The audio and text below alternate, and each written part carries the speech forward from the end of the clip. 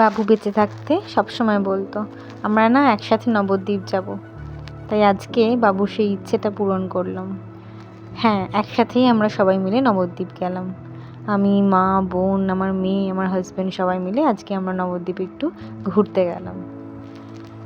খুব ইচ্ছে ছিল বাবুর সাথেই যাব, তো যেহেতু আজকে বাবুকে ছাড়া যাচ্ছি মনটা প্রচণ্ড উদাস এবং বাবুর কথা খুব খুব মনে পড়ছিল, কারণ আমাদের সবার একসাথে একটা ট্রিপ ছিল, প্ল্যান ছিল কত।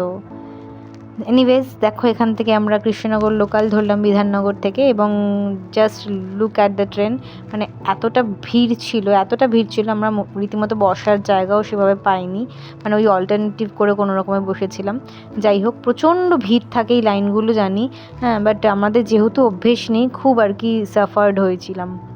এনিওয়েজ ট্রেন থেকে নেমে টোটো ধরে ফেলেছি নবদ্বীপ যাওয়ার জন্য। এখানে চলে এসেছি ফেরিঘাটে, আমাদের নৌকো পার করতে হবে। তো এখানে কিন্তু খুব সুন্দর লাগছিল, মানে এত একটা ধকল করে এসে তারপরে একটা হাওয়া, গঙ্গার পার, একটা রিফ্রেশমেন্ট, একটা রিল্যাক্সেশন, বেশ ভালো লাগছিলো। তো এরমভাবে আমরা মোটামুটি নবদ্বীপ ধামে পৌঁছে গেছি এবং মেয়ে তো প্রচণ্ড এক্সাইটেড। আর দেখো, এখানে আসতে না আসতেই মেয়ে কিন্তু দিদার আদর খেয়ে ফেলেছিল, এবং আমার দিদাকে তোমাদের সাথে পরিচয় করিয়ে দিই। ইনি হচ্ছেন আমার দিদা এবং যথেষ্ট সুন্দরী এখনও অবধি। 92 ইয়ার্স তার এজ, এবং তার সৌন্দর্য দেখতেই পারছো তোমরা। তো এটাই হলো আমার দিদা।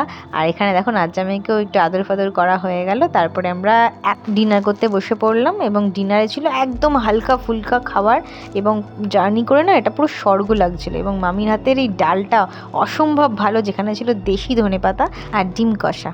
তো আজকের মতো এখানেই, টাটা, বাই বাই।